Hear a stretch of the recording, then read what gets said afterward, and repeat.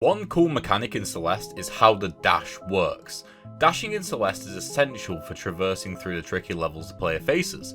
However, one constant problem the player will face is the fact that you only get one dash until you land. Now, as the game progresses, feet touching the ground gets more and more of an ask, and planning ahead at a time and figuring out when you're next going to get to solid ground is a must for the player. The dash reset alongside a tight level design really makes every level feel like a puzzle. However, there is one hidden mechanic in Celeste which you might not know about. Celeste uses a camera and level segmenting technique that uses transitions from one screen to another. Once you get to the end of a section, the camera transitions to a new section. Now, another rule with the camera transition is that the player always starts with their dash available, even if they have just used it and even if they haven't touched the ground yet. This little wrinkle allows players to do some really remarkable things thought impossible beforehand. No new system, no new mechanic, just two mechanics working together to create more than the sum of their parts. Another cool mechanic in Hollow Knight is the way the knockback works. Whenever the player hits something with their nail, they are knocked back. Like in a lot of 2D games which have melee attacks, on the surface this is used to sell the impact of the hit. However, one somewhat hidden aspect of this knockback feature is that the knockback works in all cardinal directions, meaning that the knockback can actually be used to platform, and not just platform environmental obstacles, but enemies as well. Once the player realizes this, it blasts open a wide range of movement possibilities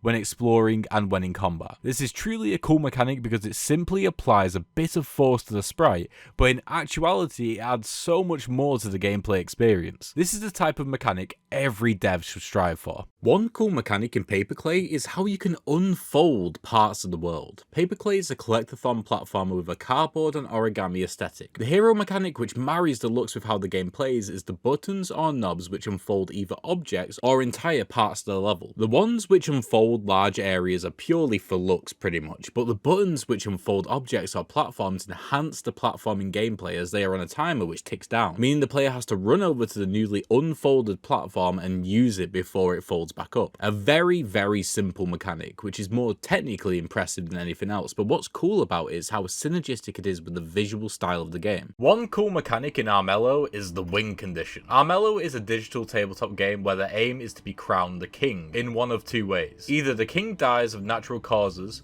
or you kill the king. The catch is, each turn the king loses health. If you make a beeline for the king at the start, you will most likely perish due to the amount of health he has. This creates a very tense atmosphere between players.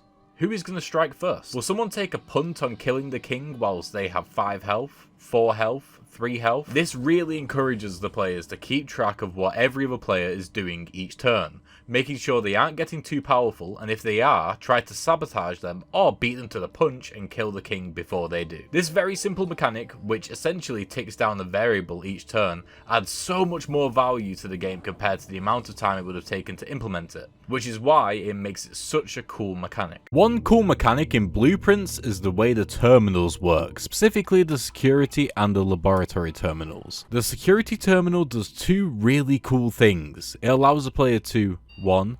Change the security level in the manor from low to high, and 2. Change the offline mode of keycard doors. What changing the security level does, it is increases or decreases the chance of keycard doors spawning in Blueprints. Keycard doors meaning doors which require keycards. If you do not have a keycard, you will want this to be low, but if you do have a keycard, you will actually want this to be high, as adding more keycard doors actually reduces the chance of finding a locked door which requires a key, as both keycard doors and locked doors increase in likelihood the further you move up the manor. Changing the offline mode of keycard doors to be unlocked, alongside turning off the power to the keycard system using the utility room, means that all the keycard doors can be unlocked without a keycard. Again, then changing the security level to be high means that in theory you should need to use less keys overall. Both settings are really powerful tools for progression depending on your circumstance. The laboratory terminal allows you to mix and match cause and effects. The player is presented with 3 causes and 3 effects. The player can choose any from the left side and any from the right, but only one of each. This will only be in effect for that run, so the player wants to try and tailor this new curated rule to the run they are on, which adds a lot of variety, replayability, and strategy.